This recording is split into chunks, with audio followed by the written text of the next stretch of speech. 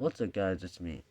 Today, I am going to be talking about an urban legend that I, for some reason, haven't talked about yet.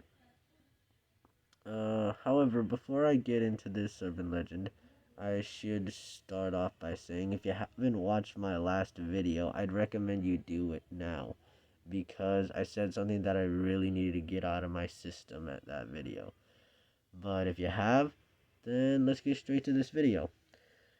This video is going to be about an urban legend that, like I said already, I haven't talked about it and I don't know why. This is known as Sadako, or as a lot of you guys might know her as, the Ring. The urban legend is about a little girl who was born with both her mother and father by her side. Her mother was born with psychic abilities, but when she was asked to perform these abilities out in public, she was unable to do so. After that little performance or failed performance, everyone around started labeling Sadako's mother a fraud. And once that was over with, Sadako's mother became very depressed and days later committed suicide. Sadako was really distraught about this because she lost her mother due to the selfishness of people.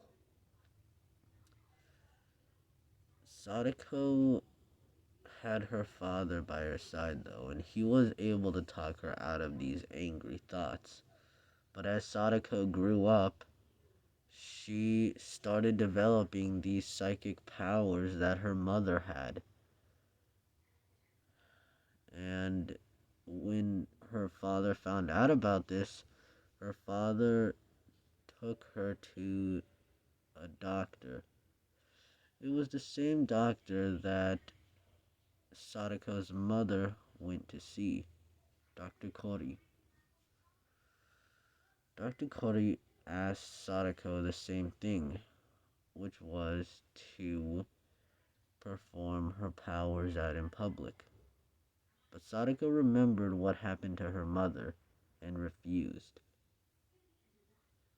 As Sadako was walking out of that hospital, she, for some reason, was walking alone, and then a strange man known as Kaya came out of nowhere and started beating Sadako. He beat her to a bloody pulp, and Sadako tried fighting back with her psychic abilities, but he was overpowering her in too many ways. Kaya ultimately defeated Sadako and threw her in a well. Sadako was not dead though.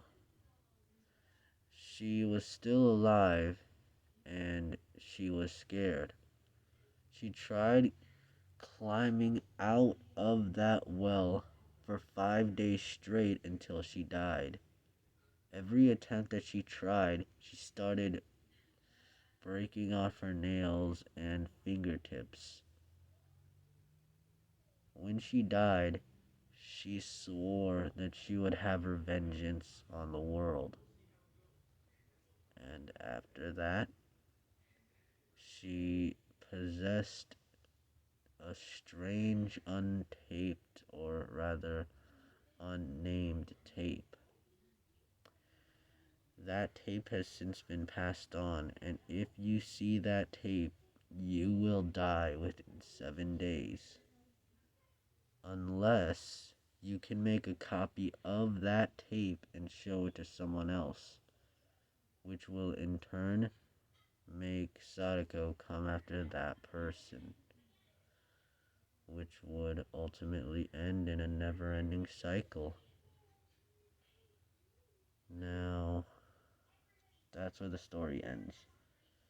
As for my own thoughts of this story, they are,